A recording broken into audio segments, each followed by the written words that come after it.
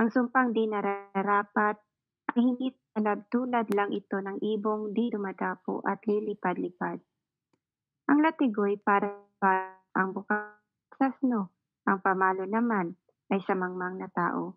Huwag mong papatulan ang isang mangmang at baka lumabas na higit ka pang mangmang. Sagutin mo ang mangmang ayon sa kanyang kahangalan upang hindi niya isipin na siya'y may katuwiran.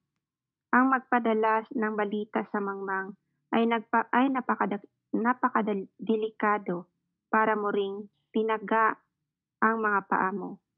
Kung kung ang paang pilay ay walang kabuluhan, ganoon din ang kawikaan sa bibig ng mangmang. Ang isang papuri sa mangmang inuukol ay parang batong nakatali sa balat ng tirador. Ang isang kawikaan sa bibig ng mangmang ay tulad ng tinik sa kamay ng lasing, tulad ng isang namamana ng kahit na sino ang isang taong umupa ng mangmang o lasinggo. Ang taong nanatili sa kanyang kahangalan ay tulad ng aso, ang sariling suka ay binabalikan nito. Nakakita na ba kayo ng taong nag-aakalang siya ang pinakamatalino? Mas may pag-asa pa ang mangmang kaysa taong ito. Ano ang dinadahilan ng taong batugan? May leon sa daan, may leon sa lansangan. Kung paano lumalapat ang pinto sa hamba, ang batugan naman ay sa kanyang kama. Ang kamay ng tamad ay nadidikit sa pinggan ni hindi mailapit sa bibig dahil sa katamaran. Ang palagay ng tamad siya ay mas marunong kaysa 7 taong wasto kung tumugon, na nakikisali sa gulo ng may gulo ay tulad ng taong dumadakma sa tainga ng aso. Ang taong nandaraya sa kasasabing nagbibiro lang ay tulad ng baliw na naglalaro ng sandatang nakakamatay. Namamatay ang apoy kung ubos na ang kahoy, nahihinto ang away kapag walang nanunulsol. Kung ang bagay nagdidikit dahil sa pag-ihip at nagliliyab ang apoy kung maraming gatong, patuloy ang labo-labo kung maraming mapanggulo. Ang tsismis ay tulad ng masarap na pagkain, masarap pakinggan, masarap namnamin. Ang matamis ngunit ang matamis ngunit pakunwaring salita ay parang pintura ng mumurahing banga. Ang tunay na damdamin na mapagkunwari ay maitatago sa salitang mainam. Matamis pakinggan ngunit huwag paniwalaan sapagkat iyon ay bunga ng kanyang pagkasuklam. Maaring ang galit niya ay maitago sa magandang paraan, ngunit nalalantad din sa mata ng lahat. Ang nag-uumang ng bitag ay siya ring mahuhuli roon. Ang nagpapagulong ng bato ang siyang tatamaan niyon. Ang taong sinungaling ay galit sa kapwa. Ang madayang salita ay nagpapahamak sa iba. Amen. Ayan. At glory to God po sa bawat isa. At tayo po'y manalangin. Hallelujah. Hallelujah, Lord. Hallelujah, Jesus. Hallelujah, Abba Father. Hallelujah, Holy Spirit. Ama ko, maraming salamat po, Panginoon, sa pribilehiyo na ito, Panginoon ko, na muli pong magamit po ang mga aking mga labi, Panginoon, na magbahagi ng iyong mga salita, Lord. At Ama ko, patuloy mo lamang akong samahan, Lord. At ikaw po ang siyang patuloy na manguna, Ama. At ikaw po ang patuloy na magpapaunawa sa mga kapatid ko, Panginoon ko. At Lord, um, patuloy mo lamang akong pagkalooban ng divine wisdom, knowledge, and understanding, O God. At yan po yung mga kapatid ko, Panginoon.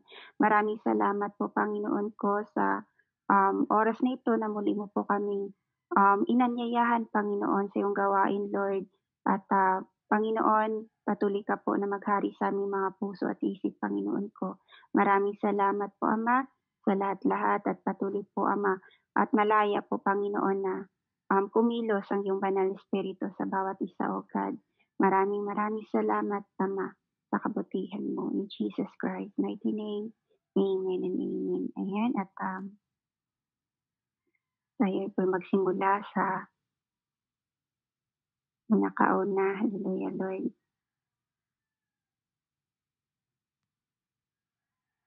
Ayan, ang sabi po sa, Proverbs 26:1, kung paanong hindi bagay na magniebe sa tag-araw at umulan sa panahon ng tag-init, hindi rin bagay na papurihan ng taong hangal. Makikita natin dito na hindi bagay sa isang mangmang na siya'y papurihan at ito'y hinahanlin tulad sa tag-araw na umuulan ng snow or pero ang mangyayari ito'y matutunaw at kapagka 'di ba halimbawa kapagka, um, uulan siya ng snow tapos tag-araw, hindi hindi rin kumbaga hindi siya bagay ano at, matutunaw po yung snow. At sa pag-aani naman ng palay kapagka, umuulan ito hindi rin po bagay kasi yung mangyayari ng palay is, may tendency siya na iitim ano at, masisira, mabubulok po yung palay. Ganoon din naman sa mga taong mangmang 'no, mga hangal, hindi talaga bagay sa kanila na sila'y papurihan ano at,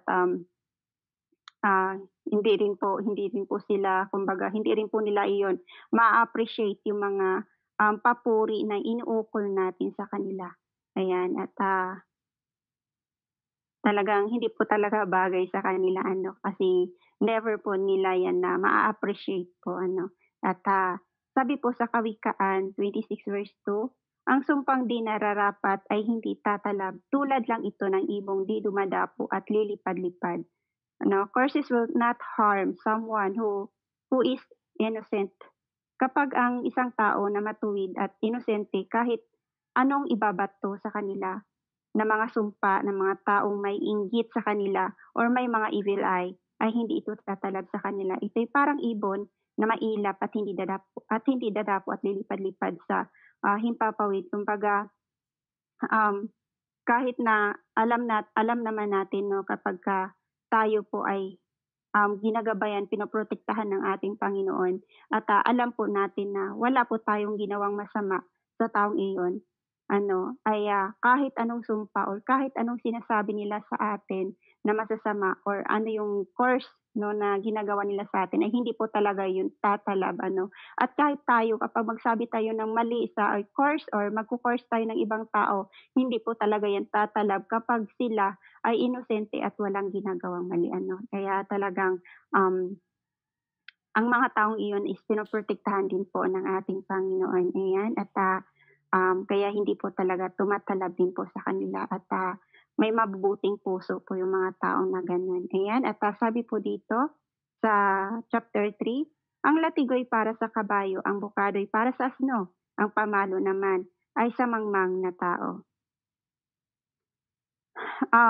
Sa mga hindi po nakakaalam 'no, kung ano yung latigo sa kabayo.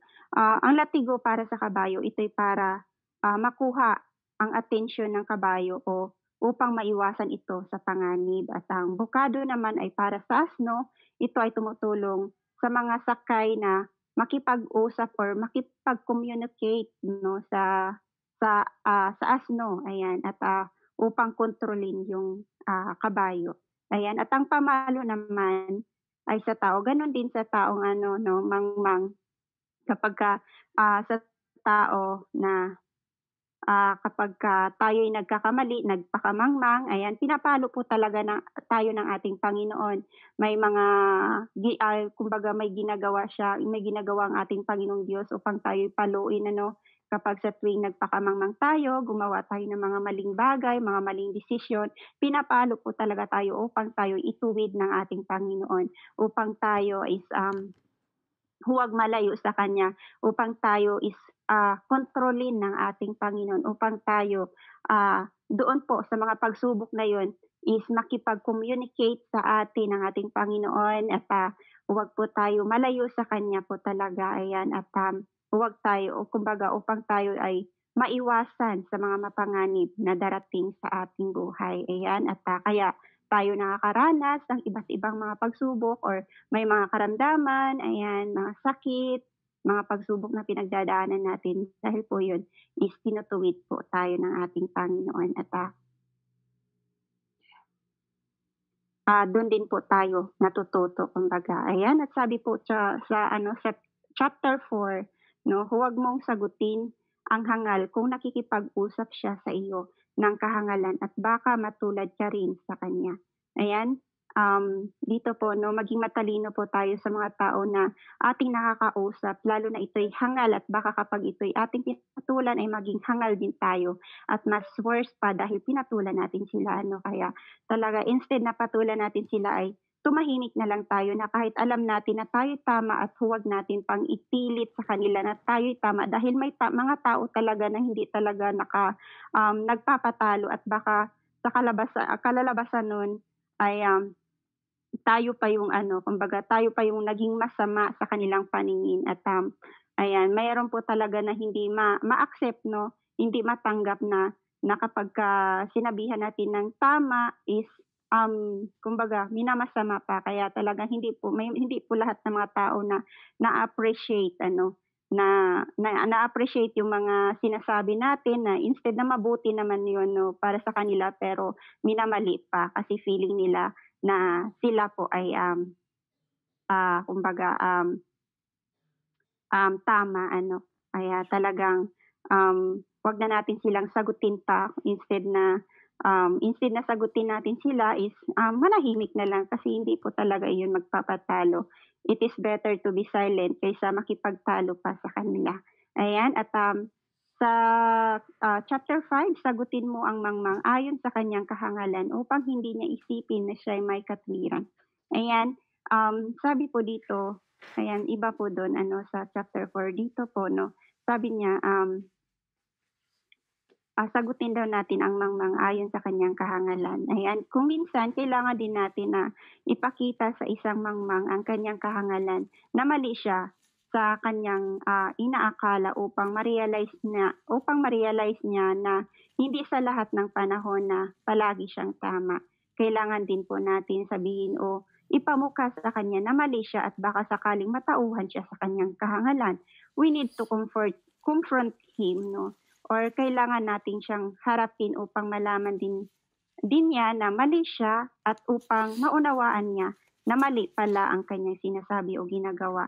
Ayan at, talagang minsan po talaga kailangan din natin, um, ipaunawa sa kanya na may mali rin po siyang mga, nasabi ano at, para kumbaga upang ma-realize din niya na minsan hindi po tama lahat ng mga sinasabi niya at, ayun siyempre bago po natin siyang i-confront ano, bago po natin siyang sagutin at, siyempre kailangan po talaga natin ng panalangin sa ating Panginoon na hindi po tayo kagaya nung dati ayan na padalos-dalos, na wala tayong Diyos, ayan, ayan nagkakaroon ng gulo. Kaya talaga kailangan po talaga ng panalangin ano, na kumbaga sa kanya po natin itumbok yung panalangin na yun maliwanagan po 'no, maliwanagan yung kanyang isip, ayan at, hindi po talaga natin kayang baguhin yung isang tao without God ano. Kaya talagang, kailangan po talaga yung gabay at patnubay ng ating Panginoon upang, ma-realize din po ng taong iyon na may kumbaga may, mali po siyang mga nasabi, ayan at, sabi po dito sa, chapter 6, kapag nagpadala ng mensahe sa pamamagitan ng isang mangmang, para mo na ring pinutol ang iyong mga paa at para ka na ring gumawa ng sariling kahamakan. Ito nagpapaliwanag may pinag-uusapan ng ibang tao, may sinishare-an ka, halimbawa yung mga problema mo or problema ng ibang tao, yan. Kaya talagang maingat po tayo ano, sa share ng mga salita lalo na yung mga sinishare natin is, hindi po nakakilala ating Panginoon, hindi pa na born again. Ayan, talagang, maingat po diyan kasi, hindi natin alam na tao niyon is, ishi-share din po sa iba. Ayan, talagang, ah, hindi po talaga mapagkatiwalaan 'no. Hinahamak lang natin yung sarili natin, kasi ang taong mangmang di mo mapagkatiwalaan ng lihim. Sasabihin iyon sa iba. Kaya mag-iingat po tayo sa mga puwede natin, mabahaginan, mga sikreto natin, mga problema natin, lalo na po sa buhay ng ibang tao kaya talagang, um, um, kumbaga mag-ingat tayo kahit man 'yan, mga problema na 'yan at siyempre mas maganda kasing share-an talaga natin is si Lord lang po talaga at siyempre mga lingkod din po ng ating Panginoon na kung saan isa rin po na makakatulong rin po na maibsan yung mga problema natin ay talagang, um mas higit na mas ang shera ng problema ay ang Diyos at ang mga lingkod ng Diyos, ayan.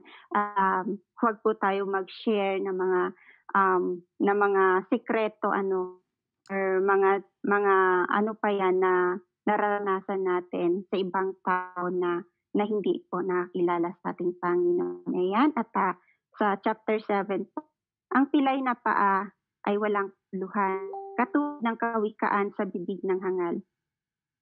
Paanong ang paa ng pilay ay hindi mapakinabangan na kahit pilit mong lumakad ng tama ay hindi makakalakad ng maayos, tama po ba? Ganoon din naman ang salita ng hangal, hindi mapapakinabangan, puno ng kasiraan, ang mabibigkas ng kanyang bibig, ano, puno ng, kumbaga, mabibigkas ng kanyang mga bibig at walang kabuluhan ang lahat na maibibigkas ng isang hangal, ayan.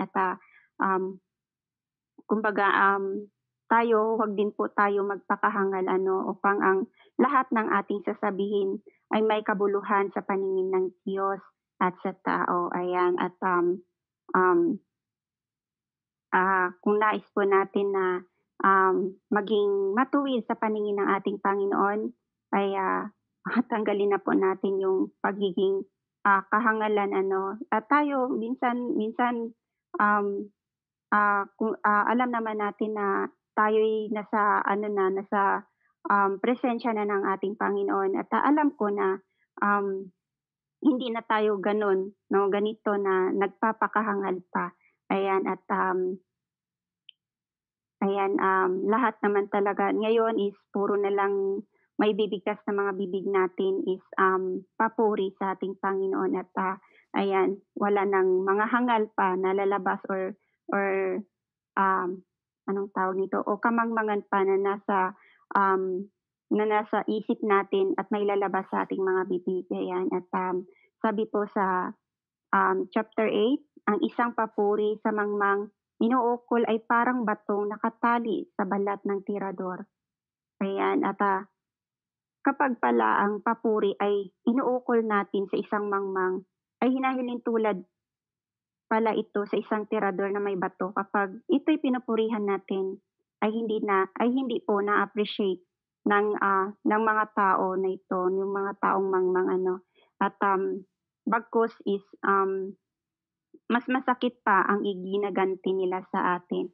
Kaya maging mapagmatyag po tayo sa pagpuri sa mga tao, ayan.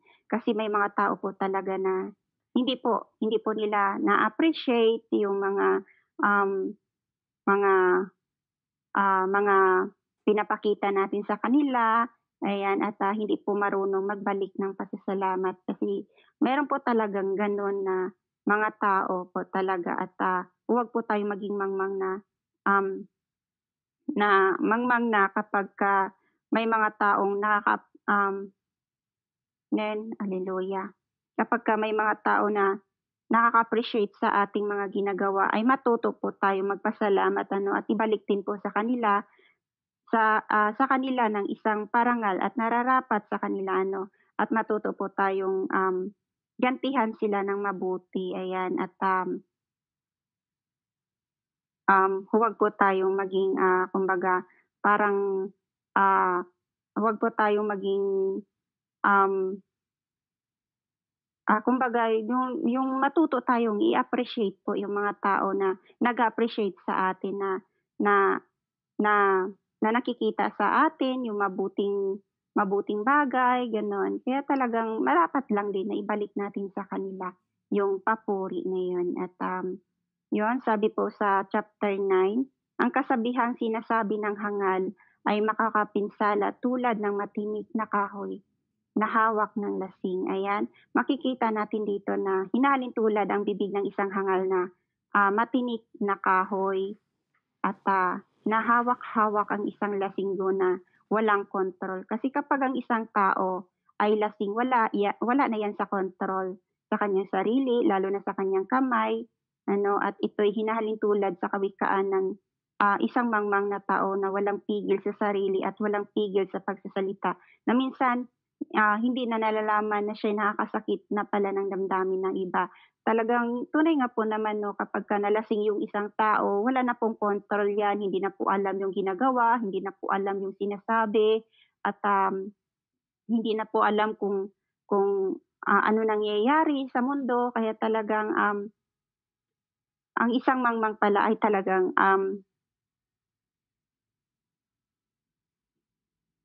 parang, hinahintulad po sa lasing ano or sa, taong may hawak na, tinik. Kumbaga kapagka ito'y isinapak sa'tin talagang sobrang sakit din naman ano at, ayan parang kumbaga, ah, kapagka tayo'y tinamaan nito is masakit po talaga at, ayan at, hindi po natin alam na tayo po pala is, nakakasakit rin po sa iba. Kaya patuloy po tayo mag-ingat ano, huwag po tayo maging, hangal ano sa paningin ng iba at sa paningin ng Diyos ano. At, mag-iingat po tayo sa mga sinasabi natin at, huwag po tayo maging hangal or maging mangmang, ayan. At, sabi po sa, chapter 10 kung paano ang mamamana sumusugat sa lahat, gayon ang umuupa sa mangmang at umuupa sa pagayon-gayon. Ayan, hallelujah.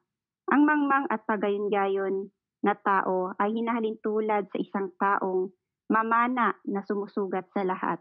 Kapag kapag tayo'y umuupa ng isang mangmang o pagayon-gayon, para lang din para lang din natin pinapahirapan ang ating mga sarili.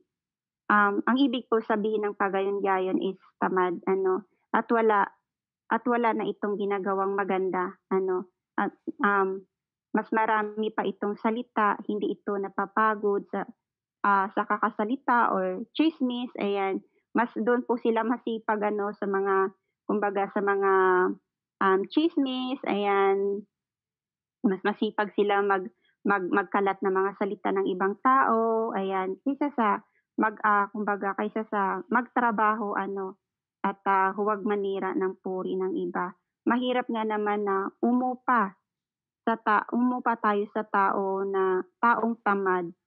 Kasi tayo lang din naman ang mahihirapan. Kung tayo'y uupa, piliin na natin ang, maasahan at masipag sa gawain upang hindi tayo magkaroon ng konsumisyon o sakit sa ulo ano. At, ayan kapagka tayo'y umupa ano, ay, piliin na natin yung alam natin na mapagkatiwalaan at masipag ano at, mapagkatiwalaan po 'no sa ating mga, um, trabaho, ayan. At, sabi po sa 11 kung paano ang aso na bumalik sa kanyang suka, gayon ang mangmang na umulit ng kanyang kamangmangan. Ayan, kapag ang isang aso pagkatapos sumuka ay binalikan nito ang kanyang suka at kanyang kinakain, ito'y hinahalintulad sa isang taong mangmang na kung saan nakakilala na nga sa ating Panginoon ano, sa ating Panginoong Diyos, binabalikan pa rin, yung dating pamumuhay, ayan, kumbaga, parang parang nami-miss pa yung dati niyang ginagawa dati, ayan, at, 'no, yung kumbaga ito'y paalala po sa atin ano na huwag po tayong parang aso na kung saan sinusuka na natin yung dumi natin, binabalik-balikan pa natin ano. Kaya talagang, huwag po tayo maging asal-aso 'no, na na kailangan pa nating balikan ang mga yon. Ayan, suka na nga binabalikan pa, parang ex mo binabalikan mo pa, ano. Kaya hindi mo natin kailangan balikan, hindi na natin kailangan balikan ang mga iyon dahil suka na yon, ayan. At, um mamuhay na lang po tayo ano na naayon sa kalooban ng ating Panginoon, sa kung ano yung will niya, sa kung ano yung purpose niya sa buhay natin. Kaya talaga maging matalino po tayo ano. Kaya huwag po tayong magpakabubo. Matalino na nga tayo ngayon, magpakabubo pa ba tayo ng dati? Ano yan, huwag na nating balikan pa.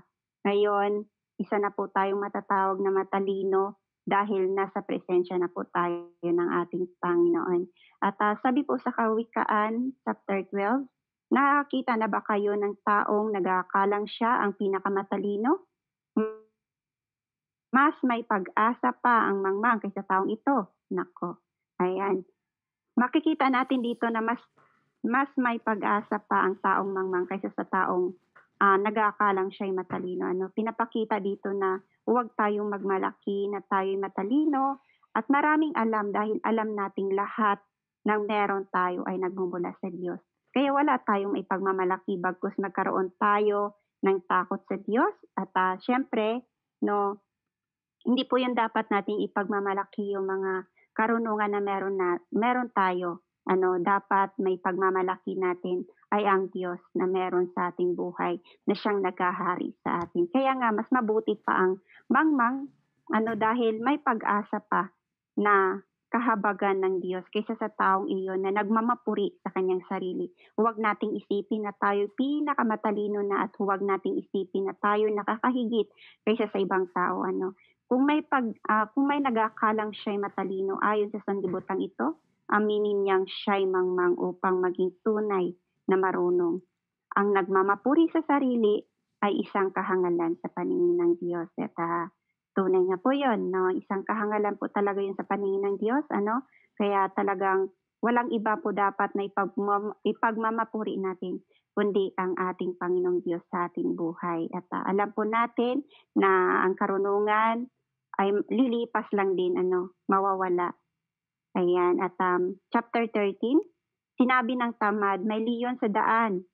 Isang leyon ay nasa mga lansangan. Ayan. Ang taong tamad ay hindi talaga nauubusan ng dahilan. Ayan. Mas maraming naidadahilan yan. Katulad sa pag-attend ng ganito, ayan, ang Bible study natin. Talagang pwede po talaga, marami po talagang pwedeng idahilan yung mga tao na hindi po seryoso, ayan, kumbaga wala pa po sa kanilang puso um, yung ating Panginoong Diyos ano na magseryoso or isa puso ang ganitong gawain ano at ang taong tamad talaga nagnanais lumago. Hindi po talaga ang taong tamad ay hindi po talaga yung nagnanais na lumago o makilala ang ating Panginoong Diyos. Pero um, kumbaga, ang taong masipag naman ano, ay andun po talaga na kung saan ay, andun po na kung saan is hindi mo na kailangang pagsabihan 'yan, automatic na po 'yan na kumbaga, andun po yung pag-aalab ng pag-ibig niya na nais niya kumbaga, na nais niyang matuto ano. Pero ang taong tamad talaga 'yan, tamad pa 'yan magbasa, tamad 'yan manalangin, tamad 'yan makinig, ayaw din niya magpaturo, talagang andun na lahat ano. Kaya huwag tayong maging tamad ano, mga kapatid, pagsumikapan natin kumbaga, pagsumikapan natin na maging masipag sa paggawa ng mabuti at pag-attend ng Bible study upang tayo'y lumago at mas lalo pa natin makilala ang ating Panginoon. Sa ngayon, kung medyo mababaw pa yung pangunawa natin, patuloy lang po tayo ano, makisali sa Bible study upang mas lalo pa, no, mas lalo pang ipaliwanag ni Lord yung mga hindi natin naunawaan at ayan hanggang sa pag-attend natin, doon na po talaga na na nadagdagan po no um, yung ating mga kaalaman o na nagmumula sa ating Panginoon. Kaya huwag po tayong maging tamad at um, huwag po tayong puro maraming dahilan, parang ganito kay Sister Annalena parang nung ano nasabi niya, "Sis, ikaw yung mag-ano, magmensahe." Marami akong puwedeng idahilan kasi natanggap ko natanggap ko siya, eh. Sabi ko, "O sige po sis, ako po yung" pagtingin ko sa mensahe ang hirap, 'di ko maunawaan. Praise God, sabi ko, "Lord, ang hirap, idadahilan ko na lang kay Sis Annalyn." Hallelujah. So, dadahilan ko na lang kay Sis Annalyn na gabi matutulog ako antok or ano, kailangan ko matulog kasi malapit na yung Ramadan namin. Pero hindi, eh. Parang kumbaga, "Lord, na-accept ko na 'to, ikaw na po ang bahala at, ikaw na po ang magpapaliwanag sa mga kapatid ko na ito." Kaya talagang, praise God ano, dito ako natatawa. Ayan, kaya talagang, napakabuti ng ating Panginoon na mga kapatid, huwag po tayo maging tamad ano, at huwag po natin tularan yung mga taong tamad na na kahit na alam naman nila 'no, na ito'y na maging mapabuti sila ano, pero, pero mas marami silang dahilan ano. Meron namang iba hindi natin alam may ano na pala, may face to face na palang inaatinan, ayan. Basta 'wag lang po tayo huminto ano, basta patuloy lang po tayo at huwag po tayo maging tamad ano, sa lahat ng bagay. Even po ano sa mga, magtatrabaho, ayan talagang meron po talagang gano'n na tamad din po magtrabaho, ayan. At, sa 14 kung paano ang pintuan ay pumipihit sa kanyang bisagra, gayon ang tamad sa kanyang higaan. Ayan, ang pintuan kapag hindi mo ito pinipihit 'no, hindi talaga 'yan magkukusa magbukas o magsarado kundi kailangan pa natin iyang pihitin. Ganoon din ang isang taong tamad kapag di mo pa uutusan o pagsasabihan, hindi talaga 'yan magkukusang gumalaw. Ano, talagang, um, hinahhalintulad pala yung tamad ano sa bisagra 'no, sa pintuan. Kailangan mo pa talagang pihitin ano, para ito'y gumalaw, magsara, magbukas, ayan. Talagang gano'n din po ang taong tamad na pumipihit-pihit lang sa higaan, 'yan nakaupo lang, ayaw magtrabaho, ayaw kumilos, kung walang mag kung walang magbubulyaw, walang kikilos, gano'n talaga 'no. Even po sa mga kabataan ngayon talagang doon mo talaga ma-realize na kakaiba yung mga bata ngayon kapagka hindi mo talaga tinataasan ng boses, hinding-hindi talaga 'yan gagalaw ano. At, kumbaga marami pang ano, kumbaga marami pang, sinasabi ayan, talagang talagang kailangan mo pang pihitin, ayan. Kagaya ng ibang mga bata kumbaga 'pag pinapaliguan mo kailangan mo pa talagang buhatin, ilagay dun sa banyo para lang makaligo, gano'n. Talagang, andun yung ano, andun yung kumbaga, andun yung makikita natin na parang, ganito yung style ano. Parang kumbaga kung tayo naman, huwag po tayo maging ano, kumbaga, um, huwag po tayong maging tamad din po 'no, sa ganitong bagay na na instead na, kagaya ng pag-attend natin ng Bible study kailangan pa talagang, "Oh, mga kapatid, hallelujah, praise God, halina po kayo, pasok na." Hindi na po kailangan sana gano'n ano, dapat meron po talaga yung pagkukusa ano. Kailangan po talaga nating magkusa, "O kapatid, o ikaw po umawit." Minsan ayaw pang umimik, ayaw pang mag-ano, kaya talagang, kailangan po matuto po tayong magkusa, ano, na bukal po sa puso natin at, hindi naman po talaga 'yan lalo na po sa gawain ng ating Panginoon, hindi po 'yan pinagbabawal, hindi po pinagbabawal ng ating Panginoon kapag tayo'y nagkukusa ano, kusang loob na, um, naaawitan si Lord, na, manalangin, mag-opening prayer, mag-closing song, gano'n. Talaga magkaroon po tayo ng kusang loob lalo na po sa pagbibigay ano, lalo na sa mga tao na na alam naman natin na marami po tayong mga tao na puwede po talagang tulungan. Ano, magkaroon po tayo ng kusang loob na, ito'y para sa'yo, ganito, ganyan. Kaya talagang magkaroon po tayo ng kusang loob na tumulong ano, at, hindi na kailangan pang pagsabihan pa.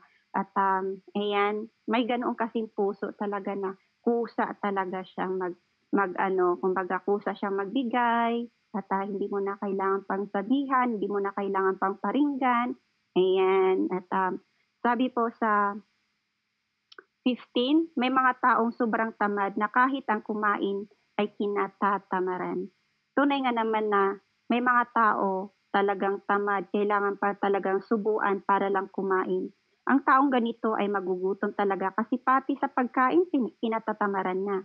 What more pa kaya sa ating spiritual kung ang ating katatamaran ang pagkain ng salita ng ating espiritu ay magugutom din, 'no? Kumbaga mga kapatid dito po huwag po tayo maging isip bata. Mag-isip bata 'no, na kung ano, dapat po natin talaga dapat po tayong mag-isip ng tama, lalo na sa ating spiritual 'no. Kailangan din natin na mabigyan ng masustansyang pagkain ang, salita ang ating espiritu sa pakikinig ng salita ng ating Panginoong Diyos, sa pagbasa, sa pagbubulay-bulay ng kanyang mga salita at huwag po nating pairalin ang ating katamaran, ayan. At, kailangan po talaga nating, maging masipag, ayan, maging masipag sa, pagkain ng salita ng Diyos, pakikinig, ayan, at, pagbabasa, ayan.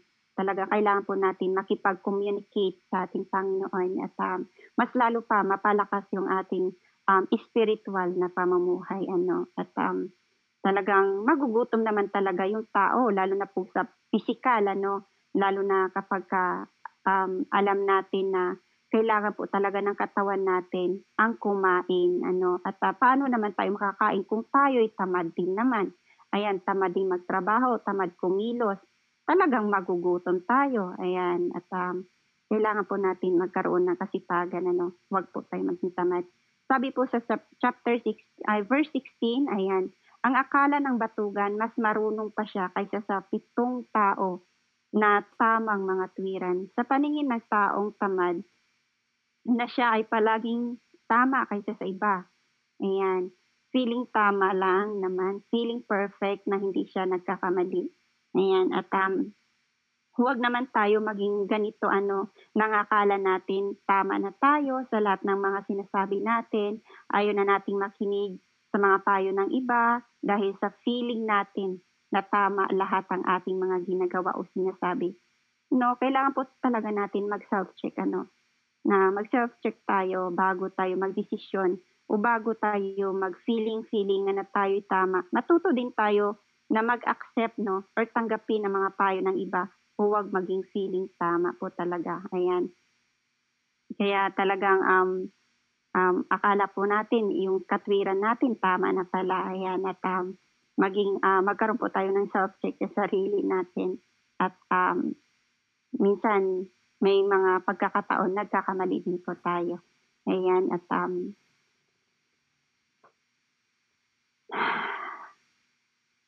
ganyan po talaga yung isang kumbaga yung isang batugan marami po talagang kumbaga marami po siyang, katwiran na akala niya na siya'y tama, ayan. At, sa chapter verse 17, "Mapanganib ang nanghihimasok sa gulo ng may gulo. Ito ay tulad ng pagdakma sa tainga ng aso. Tunay nga naman na mapanganib ang makikisangkot o makikisalo sa gulo o makikisali sa gulo o away ng ibang tao dahil baka tayo madamay sa away ng iba, lalo na sa asawa or sa mga asawa na napakahirap makisangkot away ng mga asawa na napakahirap talaga makisangkot sa ganitong awayan dahil puwedeng ikaw ang sisihin sa kanilang pag-aawayan. Kaya huwag po tayong makikialam sa mga awayan ng ibang tao, lalo na away mag-asawa, kumbaga dumistansya po tayo sa ganitong sitwasyon. Hindi natin alam, tayo pala ay mapapa-trouble na din dahil sa ating pangingialam sa kanila. Ayan, huwag po tayo maging mapanghimasok sa gulo ng ibang gulo upang huwag po tayo madamay. Ayan, at sabi po sa verse 18 to 19, "Ang taong nandaraya sa kasasabihing nagbibiro lang ay tulad ng baliw na naglalaro ng sandatang nakakamatay. Ang taong nandaraya sa kapwa ay hinahalin tulad ito sa isang tao na naglalaro sa sandatang nakakamatay. Ang isang taong mandaraya sa kapwa at ito'y ginagawang katatawanan lang ay siyang mahuhulog sa bitag sa kanyang ginagawa. Kaya huwag tayong mandaya at gawing biro ang ating mga ginagawa upang hindi ito babalik sa atin o upang hindi tayo masasaktan ano. Kaya talagang, lalo na kapag ang binibiro din natin ay hindi mabibiro. Kaya huwag tayo magbiro at manloko sa iba. Hindi tayo magkapareho ng pag-iisip. Iba-iba po yung pag-iisip natin. Ano, isip ng ibang tao at isip mo at isip ko ay magkaiba. Kaya talagang hindi po talaga huwag po tayo magbiro lalo na po sa mga hindi rin po mananampalataya na kagaya natin na hindi po kumbaga hindi pa nakakaunawa ng ng ibang kumbaga na mga biro-biro ano. Meron po talagang ibang tao na kung saan ay napaka-sensitive kaya talagang maingat po tayo ano. At parang tayo 'no, minsan nagbibiro man tayo pero hindi na po ganoon ano, hindi na po kagaya ng dati na talagang nagbibiro tayo na masasaktan yung iba. Pero ngayon kapag nagbibiro tayo is mababaw na kumbaga andun na po yung, pag-control natin ano. At, ayan, sabi po sa, hallelujah, sa verse 20, "Namamatay ang apoy kung ubos na ang panggatong, natitigil ang away kung wala ng tsismisan." Tunay nga naman kapag walang taong nanulsol o dahilan ng pag-aawayan, ay matitigil ang tsismisan o paninira sa kapwa. Kung walang tsismosa o inggitera, walang awayan at walang hidwaan. Kung matuto lang tayong huwag mangialam sa problema ng iba, huwag tayong maging dahilan ng pagkakasira ng iba dahil lang sa ating panunulsol or paninira or pagchichismis sa iba, matuto tayong huwag mangialam sa dumi ng iba at matuto tayong tingnan yung sarili natin kaysa tayo pa ang dahilan ng pagkasira ng kapwa natin. Ano, kaya talagang para po no kasi para tayo ay hindi po talaga um kumbaga, huwag po tayo maging dahilan ano, ng siraan ng ibang tao. Bagkus ay matuto po tayo na i-self-check yung sarili natin or tingnan yung sarili natin. Ano, na huwag po nawa tayo yung maging dahilan sa pagkasira ng kapwa natin. Ayan. At sabi po sa 21, kung paano ang mga uling sa mga baga at ang kahoy sa apoy, gayon ang taong madaldal na nagpapaningas ng pagkakaalit. Yan, ang taong dahilan ng pagkakaalitan o madaldal hindi marunong magpigil sa bibig o sa sarili ay parang baga at kahoy na nagpapaliyap sa galit ng tao. Lalo na kapag hindi naman totoo yung mga sinasabi at idinadaldal sa iba, no, talagang mag-aapoy ka talaga sa galit. At kaya huwag tayong maging dahilan, ano, talaga kapag alam naman natin kapag tayo ay sinisiraan ng ibang tao tapos yun hindi naman pala totoo, talagang ano, magliliyab po talaga yung apoy na yon. At nang dahil po sa pagliliyab ng apoy na yon ay talagang kaguluhan ang kalalabasan. Kaya talagang kapag tayo ay alam natin na may mali yung tao na yon, wag na natin kumbaga wag na natin ipagkakalat pa, wag pa natin ipagtsitsismis pa ano para hindi po ano magkakaroon ng gulo ano sa ibang tao at sa iyo din. Ayan at talagang huwag tayong maging dahilan ng pag-init ng isang tao o matuto tayong i-mind ang ating sarili kaysa sa problema ng ibang tao upang hindi tayo maging dahilan ng kaguluhan ng iba. Ayan, sa 22, ang chismis ay tulad ng masarap na pagkain, masarap pakinggan, masarap namnamin. Ayan, tunay nga naman. Ayan. Sa ating noong makamundo pa po tayo, ano, kahilig natin makisabay sa mga chismisan, ayan, makinig. Minsan nga, masaya pa tayo, masaya pa tayo yung kinaiinisan natin, mapakinggan na, marinig lang natin na ay may mali siya nagawa, ay talagang ang saya-saya talaga. Pero ngayon, no, pero ngayon wala na eh. Kumbaga, kapagka na nakakarinig tayo ng mali ng ibang tao ano, nakagawa sila ng mali sa kanilang buhay, ngayon is malungkot na po tayo kasi um, alam natin na hindi po talaga iyon, kumbaga alam naman natin na na alam natin na hindi hindi hindi iyon na mapapabuti para sa kanyang sarili. Bagkus ay ngayon, instead na itsitsismis pa natin 'no, ipanalangin na lang natin yung kapatid natin na yun o lalo na po yung mga, hindi pa nakakilala sa ating Panginoon, ayan, talagang, hindi na po tayo nakikisabay sa mga gano'ng bagay ano, na ma sa tsismis na makamundo, ayan. Dahil wala na po tayo sa makamundo, andun na po yung kahabagan natin sa taong iyon at andun na po na, um, naipapanalangin natin sila, "Lord, tulungan mo po sila na ganito, ganyan." Talaga bilang anak ng Diyos alam naman natin na, natin ang katotohanan at ang pinakamasarap na tsismis na lang po talaga ngayon 'no, para sa atin ay yung salita ng ating Panginoong Diyos na masarap pakinggan, masarap nguyain at, masarap masarap talagang,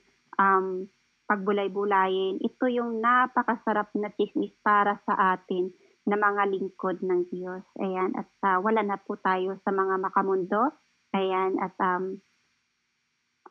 tayo'y ano na, kumbaga tayo'y mga anak na ng Diyos at wala na po tayo sa makamundong ano, na na andun pa na mahilig pa tayo sa mga tsismis. Pero ngayon wala na po.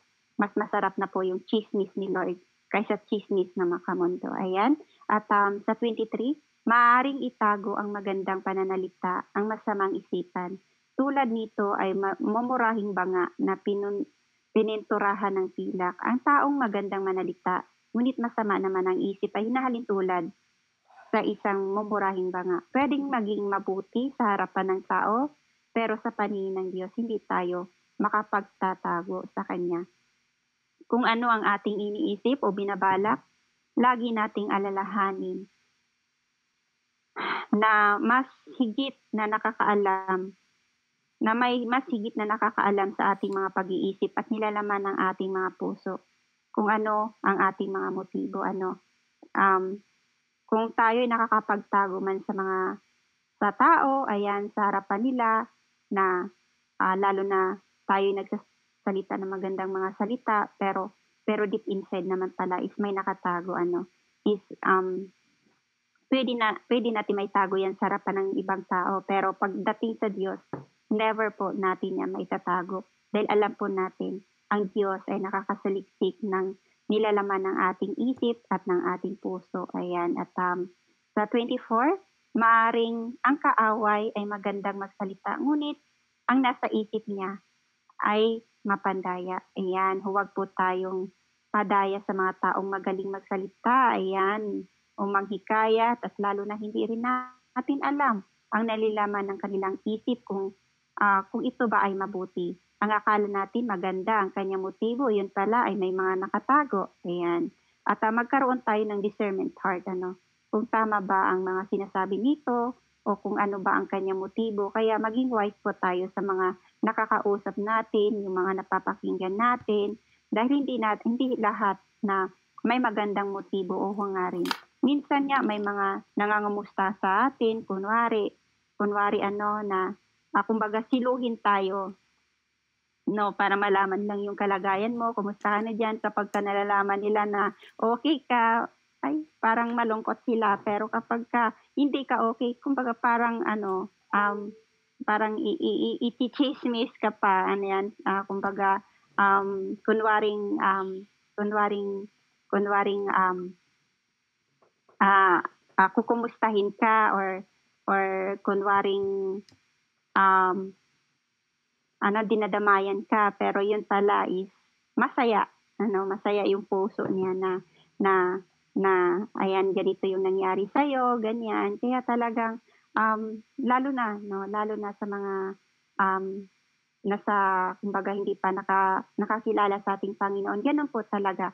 Nawa hindi po tayo maging ganito ano na na maging plastic ano, na may nakatago, may lihim, 'no, ang ganda nating mananalita pero pagdating pala sa totoong, pagdating pala sa loob-loob natin is may nakatago palang, hindi hindi maganda or masamang motibo, ayan.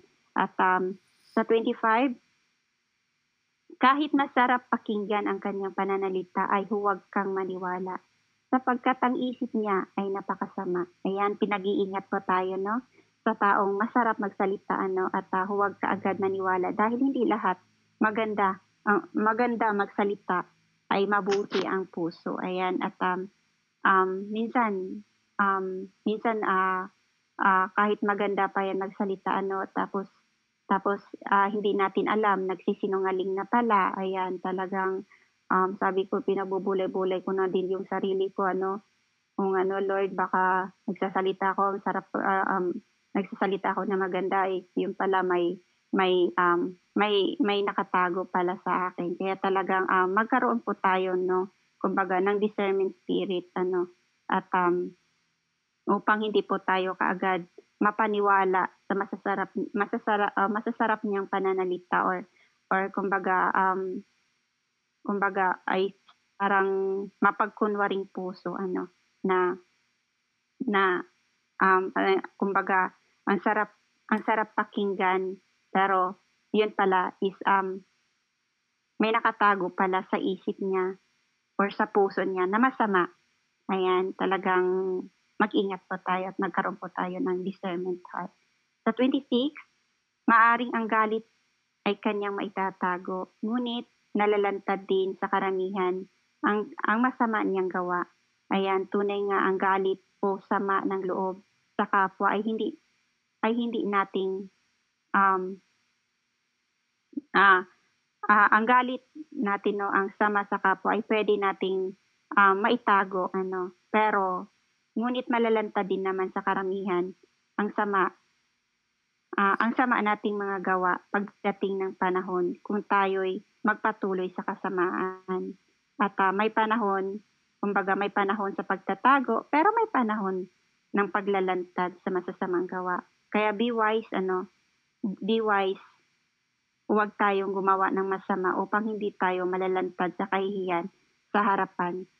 Ayan, sa harapan ng lahat at alam naman natin na ang mga ito'y hindi malilihim habang panahon at alam naman natin na mayroon din namang, ang kasalanan ay mahahayag sa bandang huli, ayan. At,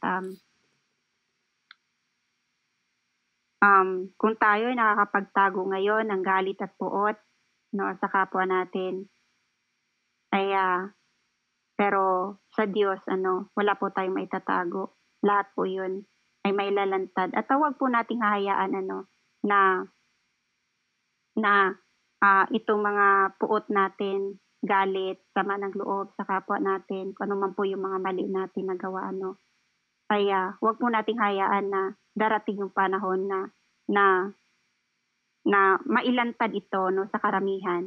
Ngayon pa lang pagsisihan na natin ano, talikdan na natin yon, 'wag na nating balikan pa, ayan. Talagang,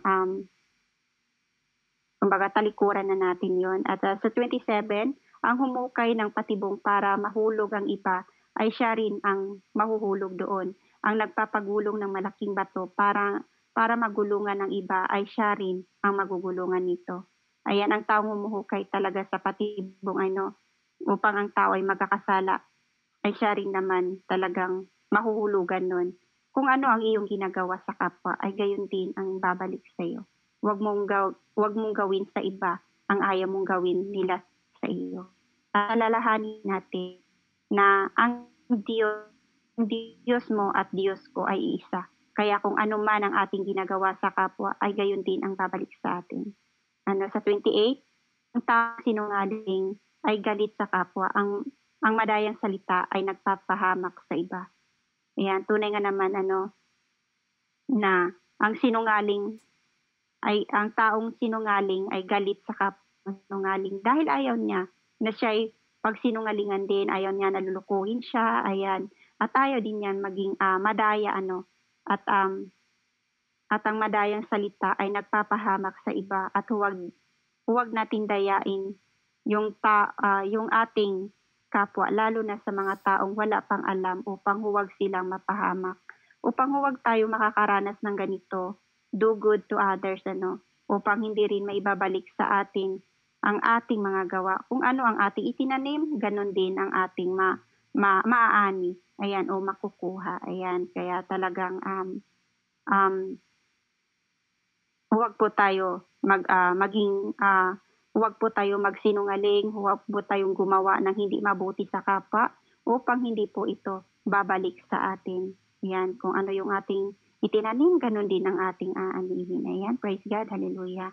Tayo po'y manalangin, hallelujah. Lord, maraming salamat, Ama, sa pagkakataong ito, Panginoon ko, na na muli po kami, Ama ko, nakapakinig na yung mga salita, Lord. At thank you po, Ama, sa oras na ito, Lord, na pinagtitipon-tipon mo kami.